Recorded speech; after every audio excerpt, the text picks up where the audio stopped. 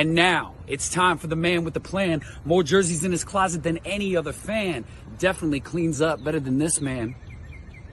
A giant on the dance floor at 4'6", a gentleman, a scholar, and to add to the mix, an interviewer. Just another one of his tricks. Live on the gram from his basement in New Jersey, ladies and gentlemen, it's Talking Dance with Matty, Googs.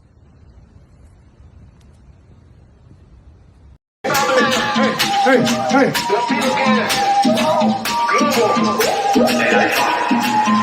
Y'all standing up? Let's go! Qué calor. Hey! Qué calor. Para la muñeca, por favor. Let's go! En la discoteca, qué calor. Para la muñeca, por favor. Ya no me entiendes si yo le hablo en español. Pero se aprendió la canción a la perfección. Por mi patria, por mi nación. Ninguna discriminación. Aquí me vas a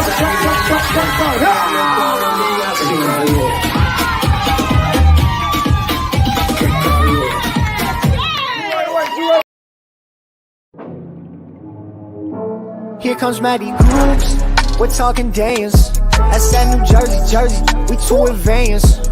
365 days, I don't let time go to waste. I am a monster, but I still got straight A's. We're talking dance. We're talking dance.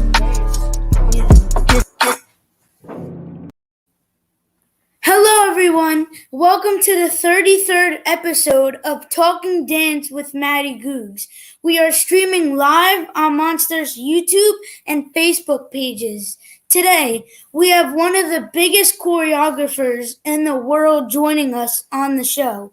He has choreographed for Camila Cabello, Rihanna, Major Lazer, J Balvin, Nicki Minaj, and many more artists. I am so excited to welcome the one and only Calvit Hodge. Hey, Calvit. What's up, bro? How you doing, Matty? I'm doing good. How you doing? Good. Long time no see, man. Yeah, long time no see. Are you going to any Monsters this season? Actually, I just got word I'm going to Chicago, so hopefully I see. Oh, I'm gonna be there, so that's cool. Okay, lit. We get to dance again. Mm-hmm. So I'm not sure if you saw the video at the beginning, but it was a class I took for a class I assisted you at Monsters in 2019 in December, which is a very long time ago, which is pretty crazy before COVID and all of that. That was pre-COVID. Yeah. But if I'm right, wasn't that the choreo you taught to like the actual music video for that song? Yep, you are absolutely right. That was the actual music video choreography from the K. Calvit music video, and the Major Lazer girls. They actually still do that choreography on tour right now to this day. So yeah, and we have to let everybody know that was an intermediate class doing professional choreography. What city was that? Was that Atlanta? Atlanta, I think. Okay, it was lit. That's why. Yeah, it was a fun city. Yeah. Cool. But are you ready to get started? I'm ready when you are, man. All right. So you were born in St. Thomas in the U.S. Virgin Islands and raised in Miami. I always see you repping those Miami jerseys too. Yep, you already know. How often do you go back to St. Thomas and visit family and friends? Oh, so first of all, you're really good. You do your research, so thank you. Thank you. So actually, I go back. So before, like a year before the pandemic, I hadn't been back for like almost 18 years. Wow. And then, I know. I can't believe I took that long. But then when I finally went back, I made a vow to myself to go back at least once a year. And during the pandemic, for me, it was a sad time, but it was also downtime where I didn't have to work. So I saw it, and flights were really cheap. I saw it as a time to go travel. So I actually went to St. Thomas like 4 times during the pandemic, and currently looking at potentially buying a house there within the next year or so. So yeah, I go back pretty often. Yeah, that's really cool. Did you ever teach in St. Thomas? No, and you know what? Like the community, like there is a few people that I keep in touch with via like social media, but I actually want to try to build a community there of dancers because I mean I came from there, and I was fortunate enough to make it this far. So I want to be able to share some of this information with some of these people as well. So yeah, actually I am going to try to teach a class there. Anybody from St. Thomas, if you're watching, let's link up, try to do a class. Yeah, that would be lit though. I get Yeah, the vibe would be crazy. yeah. Yeah. So your cousin is the person that told you to start dancing so you could get off the streets. Are you Exactly. able to say how much trouble you might have gotten into if dance was not in your life? Okay, so firstly, Matty, how did you find that out? Where did I say that? How'd you get that info? Research. Research. Yo, I like you. I like you. We're definitely gonna do this again sometime. So yeah, so the amount of trouble I would have got in would be bar none. A lot of the people that I grew up with in high school or played baseball with, and just over my years, a lot of those people are in prison or in jail. So dance literally saved my life. I was fortunate enough to escape it with dance. I joined a company in Miami called Live in Color, and I never looked back. I never looked back. So I'm sorry for the noise. I'm on set No, working, no. so You're totally hopefully, cool. hopefully you can still hear me. Who are you on set with? Camila. Oh, of course. Camila, yeah. Well, I'm actually done now. We're wrapped, but my commute is a little bit far to get home. So I said, let me do the interview before I drive. So yeah, we're on set with Camila. But yeah, I would have gotten in a lot of trouble, man. I'd have been in a lot of trouble, man. Was Sarah there with you at the shoot? Oh, hey, hi. There she You are is. so good at your interview. Thank you. Yeah. There she is here with me. Yeah. Cool. All right. So, my grandfather was a tailor and he used to make suits for me and my dad. I Really? know your mom was a seamstress. Did she also make clothes for you? And was she a big influence on your love for fashion? Matty, you are. I can't stop smiling because you're so good, bro. Thank you. So I watch a lot of interviews on TV with a lot of my favorite artists, and like I've seen people who do interviews who don't have as much research, and like there's specifically a show called Hot Ones that I watch, and that guy is really good at interviews because he does a lot of good research, and you are too. So with that Thank being you. said, yes, my mom made my clothes growing up. A lot of my clothes. She actually was really fashionable when I was growing up and spent a lot of time at the sewing machine.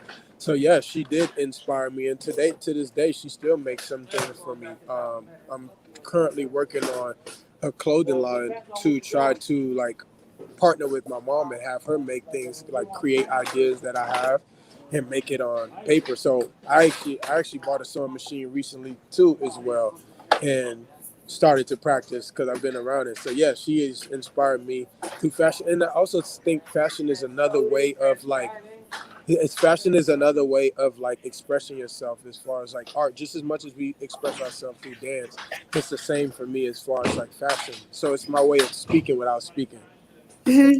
What kind of clothes do you want to make? I want to make everything. I want to make a little bit of everything because I am not one person. I'm a lot of different things that makes me who I am. So with that being said, I want to make some like streetwear. I want to make some luxury, streetwear luxury. I want to make some suits. So anything I could think of because I'm inspired by everything.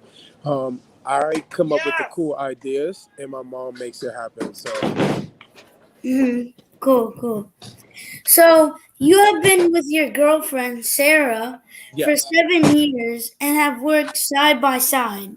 Please tell us, what is the secret to working all the time with the person you are in love with? So let me tell you the secret, and there is a really big secret. It's a secret that I think it's not for everybody. For one, not everybody. Not everybody can separate the two. And actually, it took a while for us to figure it out. There's a thing where, like, an easy way for me to us to work together was for me to say, let's leave work at work. once we go home, it stays there because it just has to take both parties have to want to do it. Both parties have to want to be a part of it and really fight for the work. Um, for us to be together. Yeah. So yeah, it's hard sometimes, but it's also I would rather be doing it with her than somebody else. So yeah, it works. We didn't plan it though. We didn't plan it. It just kind of happened. Cool. So you consider yourself a freestyler first, given your love for crump and flexing. Yes. So what was the most difficult part of the process for you to become a dancer that could pick up choreography quickly? So the most difficult part of that process was me actually getting over the fear of being in a studio. It's the I'm sorry. It's the fear of like being in a room and doing things that I didn't come up with, like that felt foreign to my body. Um, Up until the age of like 16 or 17, I didn't know that there's a place that you could go and turn the music up as loud as you want with mirrors and nobody to tell you, aka a dance studio. I didn't know that that place existed. So when I found it, and I found a safe place, and I found a group of people that made me feel okay about doing what I do, that was it. And after that, it just became consistency over and over and over and over and over again.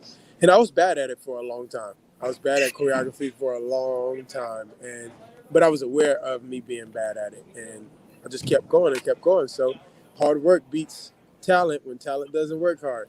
Yep, totally.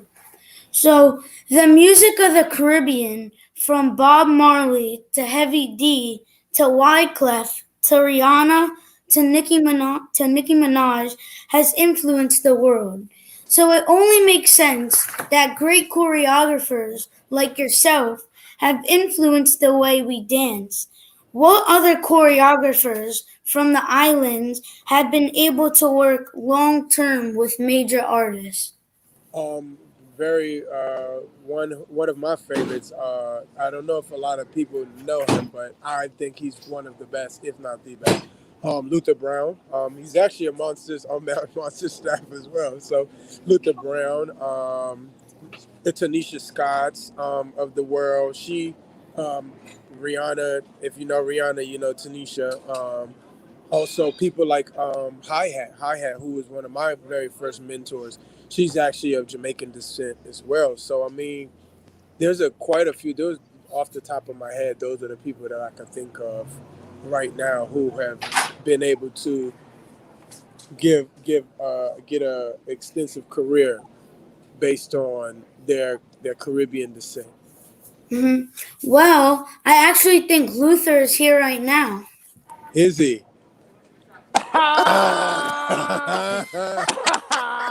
So how did you guys know I was gonna bring Luther's name up? That's crazy. Brethren, We crossed of our all- fingers. first of all, what's up, y'all? What's up? What's up? What's up? Hey, Luther, thank you for coming on. Yo, that's Thank you crazy. so much. So Yo, I know you're in Vegas right now, on a yes. job. So what's going Yes. on right now? Well, right now, first of all, I'm looking at Calvit on this thing. If anybody knows, Calvit's one of my favorites in the planet. It's like family Likewise. forever and ever and ever. I always anything that has to do with Calvin, I'm always game. Always, always. I'm actually sneaking out Calvin. Gwen is on stage right now. We're doing a run. Yo, that's love, bro. Literally. And I was like, which song can I dip out on? And so I waited for the don't speak and I zip. And so I can hear it playing right now. They're about to go into the next set. I'm about to run, but I had to stop in here to say what's up because, respect due to people like Calvit, hardworking, always deliver the goods, island things, you know what I'm saying? Calvin, nobody Done can know. talk to the island. You know how that goes. Done Island know. thing, you can season up your food at the mata. The island things go out good. Matty, enough respect. I don't mean to dip out, Thank but you, I hear thank the you. record starting, so I gotta run. But monsters family, all day. Calvin! Continue talking to things, man. It's not a lot of people like you out there that like really gets it and can actually give people real time information, like for real. So Enough respect, Matty. You know you always come with the questions. I know he's catching you, Calvin. I know. Yeah, yo, his I know he's research is catching you. I know. crazy. The research is nuts. Yeah. But anyway, I'm out of here, y'all. Enough respect. Big up. Bless. Big up. Big up. Later, y'all. Bless. Thank you, Luther. So you really, how'd you guys know I was gonna say Luther? Because he's by far one of my favorite who's ever done this, and I Well, don't think enough people give him his flowers, and I'll try every time I can too. Because also like he was also one of the people who kind of gave a word in to when monsters were looking for new teachers. They Luther was one of the people who was a really strong advocate for myself. So man, it means a lot, man. And it's crazy that he happened to be. See, so it's love. He slid out his rehearsal from me, so that means a lot. well, I actually interviewed Luther before my interview, so I did the research and I found out he was from the islands like you. So I was like, oh, why not just shoot my shot, bring him on, see if he's available. Ended up that he could come on for like a quick minute or two, which worked out really well. So See what you did there. See what you did there, man. You got a bright future in this, Matty. thank you. All right. So the last time I sat down and asked you questions was during the first summer of the pandemic at the faculty roundtable. So much has changed since then, yet so much has remained the same. What have you taken away from your first couple of years on the Monsters faculty? Oh, that's a really good question. You know what? What I've taken away is it's a, it's everything that I thought it would be. You know, in a good light, meaning it's very family oriented. It's always about the kids like that. It's more important to make sure that these kids are not only just learning but feel safe in a safe place and have good energy in this good environment. And that's one of the main things, like in the joy of like being living in LA and in Miami and being a teacher, gearing my classes towards people being able to work in the industry. It feels good to be around innocent, just free kids that just love this dance, because as you get older, as work progresses and you fight to try to become, you try to accomplish your goals in this dance industry, sometimes some of the joy goes away, and believe it or not, you lose some of that passion, and it doesn't read as well because you're so focused on trying to become great in your career. So the innocence and the love and the joy, I love Monsters to do. I like to go for the weekends and bring it back because it gives me energy throughout my whole week. Like, these kids really love this dance is, people love this, and it kind of helps me share when I go back to LA. Like, yo, it's never that serious. Like, at the end of the day, we should still be having fun. We should still love it. So, yeah. That's cool. And if you had the opportunity to co-direct the Monsters show, who would you like to collab with? Wow, that's such a tight question. And I would like to collab with, as far as, I'm gonna say a couple people because these are just my favorites. Obviously, Sarah Bivens, who I think is one of the dopest to ever do it, and I think a lot of people don't because she's not that type of person. You don't really know, but if you know, you know.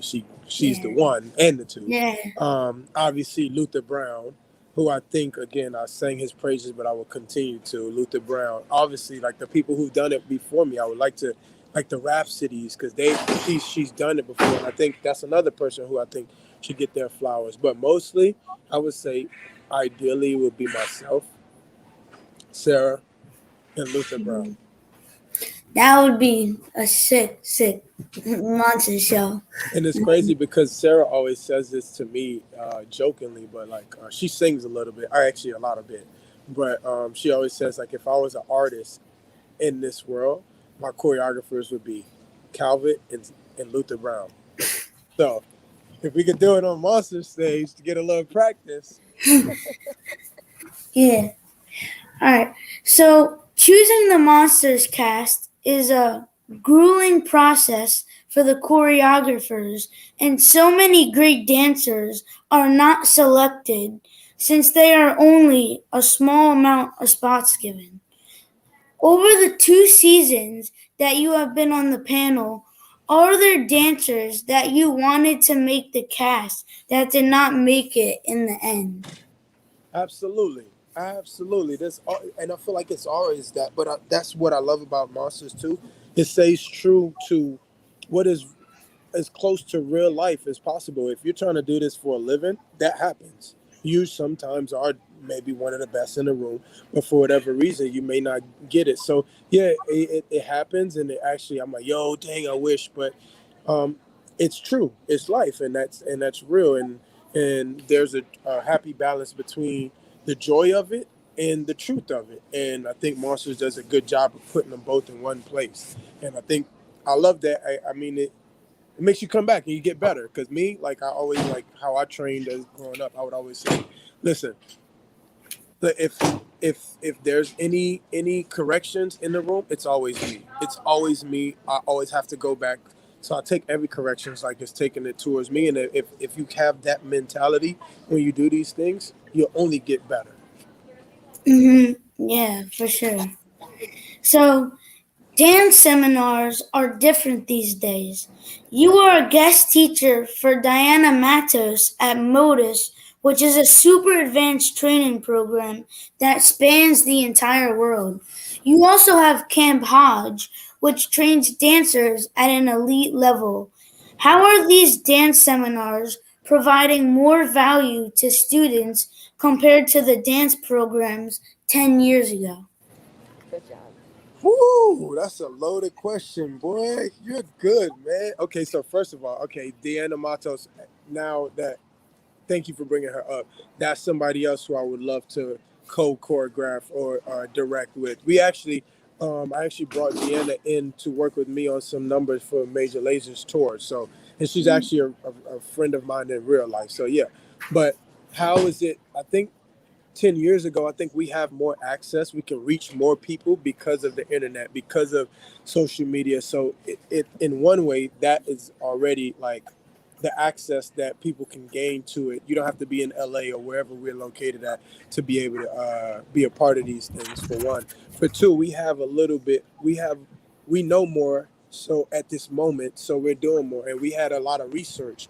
All the people who did it before us, prior to us, we took their their lessons and their trials and tribulations and their wins and use it as data to make us ourselves better, which makes us better. So I think there's an evolution that continues to happen if you pay attention. And I feel like people like myself and the people like the Deanna Matos and we've done a good job of paying attention to the generation before us and gaining their respect and taking that knowledge and multiplying it and with our experiences and matching it with the times that's going on today. So yeah, I think that's one of the main differences, the access and the reach to it. There weren't studios like that. These programs didn't exist 10 years ago, or maybe there were only very, very few. I feel like maybe Shonique and Lisette might have had a program. I think Rhapsody might have had a program maybe back then, but there wasn't that many. And now there's a lot of them also giving different perspectives. Camp Hodge for me is more so it's not just about the dance steps, because I think dance is just a small portion of it, and we're in the business and we forget about that. And I do plan to teach everybody to be somehow give them some tools to be successful, but it's what do you do with it after that? Once you're successful and you make all of this money, what do? Do you go buy the new Louis Vuitton, or you save money for a house, or you learn about stocks and bonds, et cetera, et cetera? So there's a lot of different components to as my doing my research 13 years in LA doing this. There's a lot of different components to being successful besides just the dance steps, and that's what I've learned. And I think Camp Hodge, it's 30%, 40% dance, but everything else around it is what's important, like how to read contracts, et cetera, et cetera. Mhm. And Diana and her husband Ivan are like two of my favorite choreographers, and Yep, I've known like family. Ivan since I was young, which is really cool. But how long have you been doing Camp Hodge for? So Camp Hodge is actually really, really, really in the early stages. So we did it once a few months ago in the summertime in July, and that was more Camp Hodge was more of a pilot, like quote unquote proof of concept, just to kind of see what the market likes or what people need, just to kind of get some feedback from people, like how I think this is how we should operate it, but let's see and try it and see what we could make better. So I think we're launching. We're gonna go really big and try to make it a little bit bigger in January. But it's really new. It's what, 4 months old maybe. But the idea has been in my head for pretty much all my life. Really, I just didn't know how to give it a name and give it something because I've been a teacher. I've been in LA 13 years. I've been on my only job I know, like truly, is to dance and choreograph and teach. So I've always been a leader when it comes to educating, especially for young men, ladies too. But I have a soft spot for young men as well. Should try to gain some knowledge because there's not a lot of us being helped directly outside of the dance steps. So that's where it started at. And Camp Hodge actually came as a joke. It started as a joke in Major Lazer rehearsal. One of the girls, like, so a lot of people think Major Lazer is like a fun festival job, and it's actually one of the most brutal jobs as far as dance ability and cardio, because the show is 75 minutes to 90 minutes long, and usually there's an artist on stage, but with Major Lazer, it's three DJs, and shout out to them. But the artists are the dancers, so they, out of 90-minute set, they're on stage 75 minutes, and it's not like 1, 2. It's full on choreography. So one of the girls, her name is Andronita. She was like, "Oh man, this is boot camp. We're gonna call this Camp Hodge. What is this?" And then I was like, we started laughing about it. I was like, "Boom, that's it. That's the name." So here we are. That's really cool. How old do you have to be to get into Camp Hodge? I would say like a 14, maybe even 13, 12? maybe even 12. You know what? As long as you have your parents' consent, it's all good with me, because my only wish is I wish I would have started this sooner. I wish the knowledge that I had, and I was okay with knowing exactly what I wanted to do for a living. I wish I knew that a lot longer, so I could have focused and zeroed in a lot longer. But I mean, also, like, life happens, and you can't really dwell off that. But like, if I had a place like Camp Hodge at the age of 12 or 13, I would be probably president by my age right now. So yeah. So if your parents are willing to sign off, you're welcome. Cool. So you put some of your earlier content on your YouTube page named Blacknificent. Why did you end up canceling that page and renaming your channel? You do so much research. It is scary, bro. wait, are your parents CIA or something? I don't know, bro. You gotta. Okay, so cool. So I didn't actually cancel that page. I still have it. But I don't know actually why I ended up switching it. But I think Sarah said I probably can remember the password or something. And then I figured it out. But so the whole idea behind that name, Blacknificent, that's actually a name that I got in high school. I was a part of a drill team. Actually, I'm the founder of a drill team in my high school. So for people who don't know, in the South, a drill team is the combination of like the JROTC, with the people that turn the rifles, and color guard, and then like a drum major, a guy who dances and leads the band. So it's really super dance heavy. I created it from my high school, and it's still going on to this day, actually, I think. And that was my band name. My name is Blacknificent, obviously, because I was really dark skinned, but everybody thought I was really good at what I did, so they gave me the name Blacknificent. So that's why I ended up naming it that. But yeah, I think I just left the channel alone because I forgot the passport. Password. I said passport. Password. Funny, but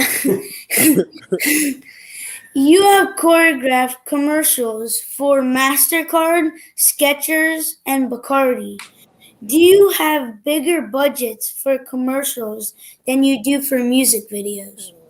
That's a very valid question, and it depends on the commercial, and it depends on the music video. The the I would say the budget is according to how bad they want to sell whatever product it is. And I don't, choreographers technically don't determine that.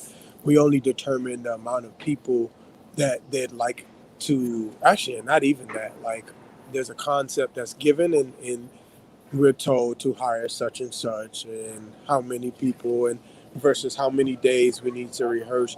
But yeah, that's a really good question. And yeah, it depends on how bad. And making it general, it depends on how much they believe in this project and how much they want to you to be locked into this whatever product it is that they're putting out. So yeah. Which commercial that you've ever done has had the biggest budget?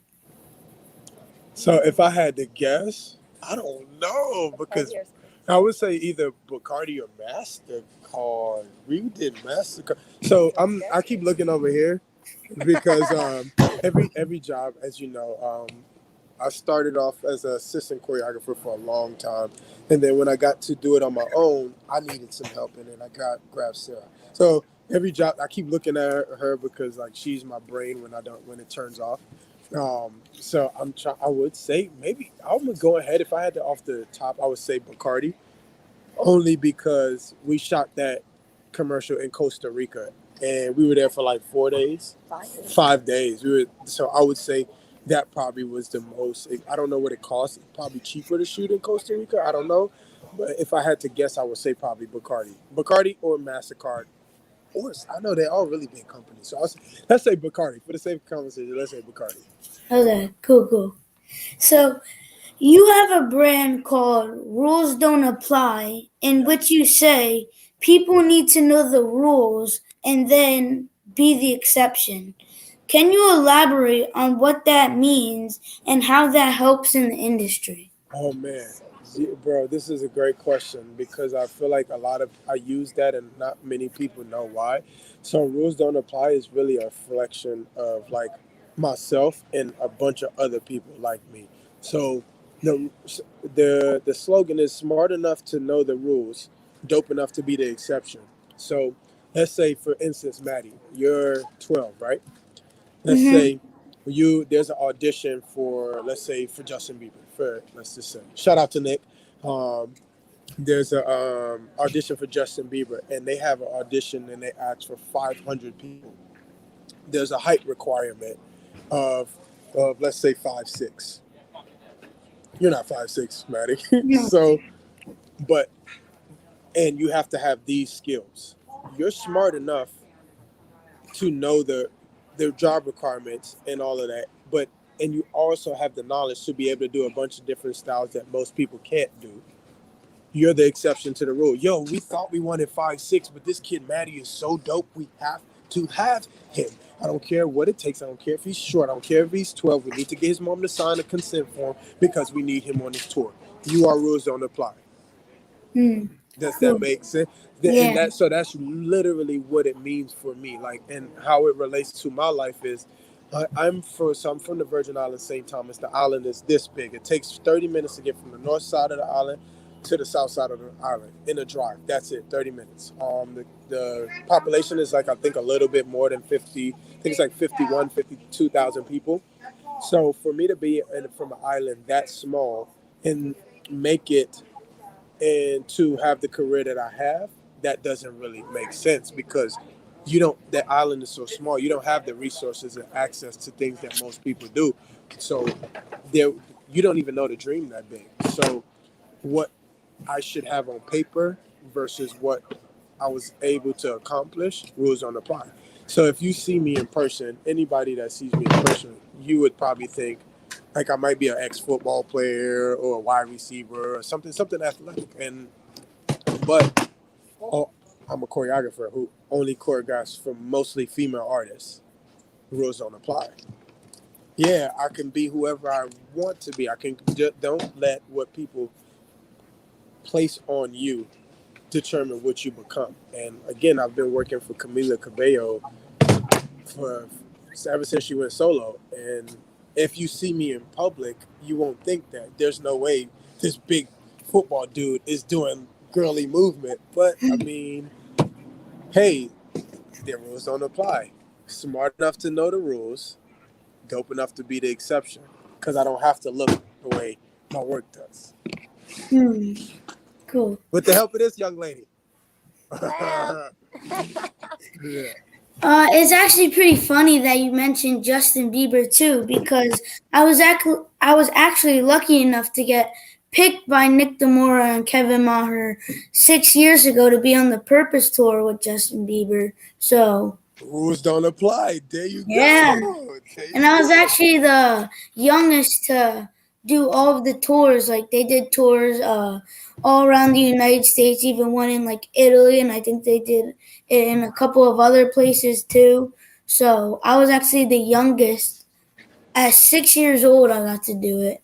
So Rules don't apply. When you're that dope, it doesn't matter. There you go. Perfect example. yeah. So, you have worked with Camila Cabello on many music videos, award shows, Yep. talk shows, and commercials. Some artists like to show up to rehearsals for a short time and pick up some of the choreo. Camila, however, looks like someone that takes her dancing very seriously. How hard does she work, and how is her ability to pick up choreo quickly? So when we first, that's a good question. So she works really extremely hard, and when I first started to work with her, we was told, yo, she might not be really good at steps, and it didn't matter because she trusted Sarah and I, and with trust, and that's I think to be honest, that's the best thing that you could ask from any artist, in my opinion, is the trust. Like I make a joke about it, but I say like Sarah and I joke about this all the time. But like if we said, Camila, go jump off the San Francisco bridge, you'll be okay. She'll do it because she trusts us that much, and that we won't steer her wrong. We won't point her in the wrong direction. And with that trust, the opportunities are endless. As far as like that's why sometimes we do quirky things. That's why we like this most recent video that was quirky. We stepped out of our comfort zone. Sarah's even throwing some jazz stuff at her, and she was able to go for it because she trusts us, and her work ethic is crazy. Like when we locked in, we locked in. So there's this thing like when we go in rehearsal, she'll learn something and she'll like 10 more times, 9 more times, 8 more times, all the way we get down to 1, and we'll keep doing it. And dancers, it's crazy when we have new dancers in the room, they're not used to that. They looking like, Do it that many more oh, times. okay. We got to really do it because she's willing to do it 10 times in a row. So that's just kind of little insight of how she operates it, and it's you couldn't ask for anything better than that. Yeah, that's really cool. So, you have received 2 VMA nominations for Best Choreography for Havana and Senorita. Who was the first person that called, not text, and congratulated you on the nominations? Ooh, I don't know. Yo, that's a crazy. But I want to say something wild, like maybe even Luther. I don't know because you know what the reason why I say it could have been Luther, maybe not. But the reason why I probably said that is because after every performance, like a dope performance, Luther always calls. He doesn't text. He calls and say, "Yo, I'm proud of you. Good job." All of that. So that's why I said probably Luther, but maybe my mom, or maybe Sarah's mom. I want to say Camila called us first. But was it Camila? Really? I think that Camila called us first because she was like, "Did you guys?" Because she already knew that we had been nominated, and I want to say that she FaceTimed us to tell us that we were nominated for it because we hadn't seen it yet. See, that was for Havana. For Senorita, it was different, but for Havana, I remember her telling us. See, well, I need my right brain because I don't remember. You actually need your left brain because you're left-handed. Yeah. So, you choreographed for TikTok star and influencer Addison Rae. Yes. So since you have been up close and we know you're honest, how is her dancing on a scale from 1 to 10? She Ooh. lightweight, you know what? And this may surprise a lot of people, but I would say she's about like a 9, 8.5, 9. Like a eight, like given time. She could actually be super dope because a lot of people were, and I didn't even know about her. I would say about an 8.5, yeah. Because what I would say the reason why is because what I didn't know is she actually is a trained dancer, technical and all. Like I didn't know, like Sarah was doing like switch leaps and tours and everything, and she was in the room doing them too. I had no idea. And she could actually flip, surprisingly. So I didn't even know that she could do that. So with that being said, yeah, she's a lot doper than I even expected. I was like, oh, you can actually. She's actually more of a dancer than anything else. She's a competition kid, like going to Star Power. Like it's crazy because actually one of our dancers that did the music video, actually, Addison remembered her from competing with her at competition studios, like competing against her. So yeah, she's actually pretty good. Surprisingly, she's actually pretty dope. Do you think she can make a Monsters cast? Oh, I don't know. That's Monster's a little tough though. I don't know. You know, given some time, absolutely. Given some time, if she trained a couple cities, absolutely she could for sure. For sure. It'll probably take, because I could, with respect to Monsters, Monsters are dancers. I mean, some of the best come out of in the world come from Monsters. So she'll have to work for it. But do I think she's capable? Absolutely. Absolutely. That's cool. So, one of my favorite pieces you did was the Oh No video with Rob, Shaq, and Xavion Oh yeah. that you did on the dirt field under the power lines. Yeah. I think I just liked how raw the movement was. How did you come up with that idea? Yo, so thank you for saying that because actually, if you want to know, like, what represents me, and I think everything I do, all my work, industry, and class, and concept videos, all represent me. But that is who I am at the core. That video right there Absolutely. is who I am, unfiltered. And how did I come up with that? Is because Busta Rhymes to me is by far the greatest performer I've in live. You will never see a better performer. And if anybody else this debates that, please let's have the argument because I've seen him live, and when I tell you, nobody can rock a crowd like Busta Rhymes. It's so he and with his music it's super animated. You don't have to fight for a feeling because he tells you exactly what the feeling is, and to be able to like share that with some of my favorite dancers. Shaq is one of my favorite dancers. He's probably my favorite dancer of all time. Xavion, and Rob, those are by far easily top 5, top 10 dancers in the industry right now. And I actually look up to them in a lot of cases. So every now and then I try my best to give back. I want to train with these guys and see if they still like test my might also. Like, yeah, I love to create on them because I would choreograph that for them and not do it. But also every now and then I want to put my dance shoes on and like, Calvin, can you still really keep up? Can you really still dance with these guys?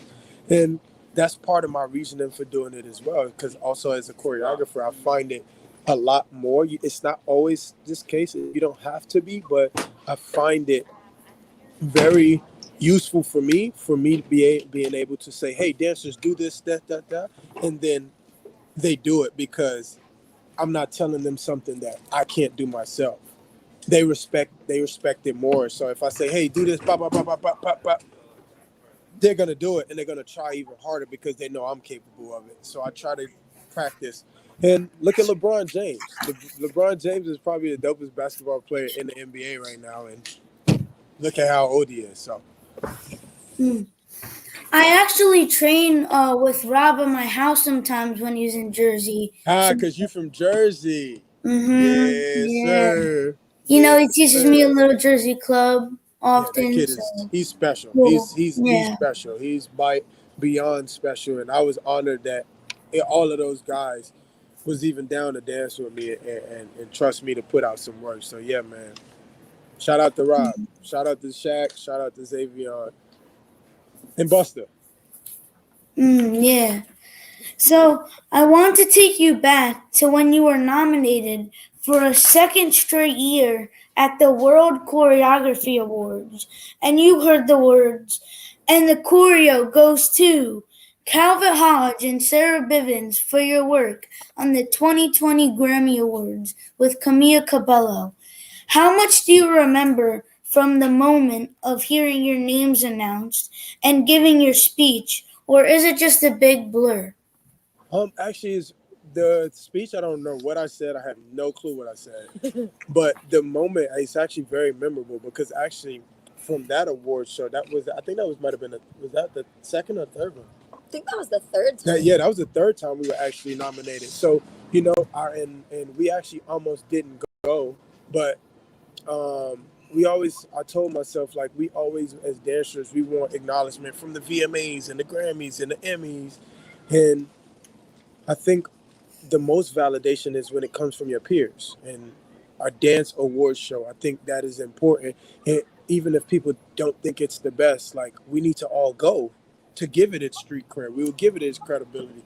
So to hear that being said, and Sarah and I we had no expectations. We was just going out, nice good night. We were mouthful of nachos. Yeah, we was actually eating, and probably having a drink. We had a mouthful of nachos because we really didn't think we were gonna win. I remember, and then we were like, "It's us!" We were like hurrying up, eating, making sure we didn't have food on our face, and then we went up. And it was fun. Well, a really cool moment was looking back and seeing, like, so many people I knew, but also so many people I didn't know that were cheering and was excited to hear my story and hear Sarah's story and give us love and being a fan of what we actually do, because a lot of those people in the audience were people that I looked up to.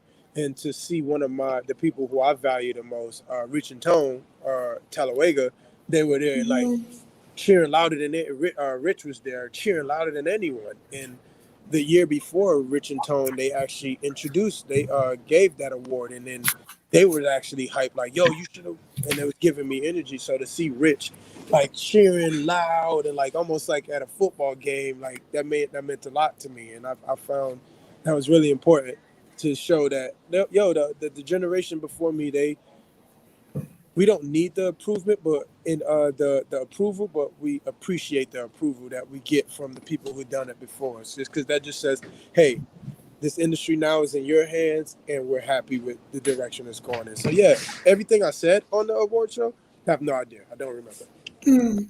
Cool. Well, those were all my questions. And by the way, Rich and Tone are the GOATs. Shout out to them. Yes, sir. Hopefully I can interview them one day. That's on, like, my wish list of interviewing people. So I know them as good people, and they definitely, if they have the time, they will. I'll shoot them a text and be like, yo, Matty trying to... Please do. Thank you so much. Yeah, I got you, Matty. Thank you. So I would like to thank Andy, Becky, Jean, and Ricky for all your help and support. And thank you, Calvit, for being my guest today and always bringing such a positive energy and great movement to all your classes. And hopefully Sarah can come to Chicago too for Monsters. So you got my word, Matty. She's coming with me to Chicago. Unless she got some work, you got my word. She will be in Chicago. Cool. So yeah, I get to see some of this energy, because I think, like, us together is like no other. Like, yeah, it's crazy. I'm Batman and Robin, and sometimes, depending on the day, she's Batman. So yeah. So again, I want to say thank you to Andy, Becky, Jean, Ricky, the whole staff for putting together something like this. I only wish when I was coming up, I had things like this to express myself, and look at you now. You're not Matty just a dancer. You're Matty who does a talk show. Like, that's crazy. And I love everything that's happening at Monsters, and I'm happy to be a part of the fam. And again, thank you, man. Thank you. Thank you so much, Calvit. Hopefully I'll see you soon. So peace. You will. See you in Chicago, bro. See you, bro. Peace out. Take care.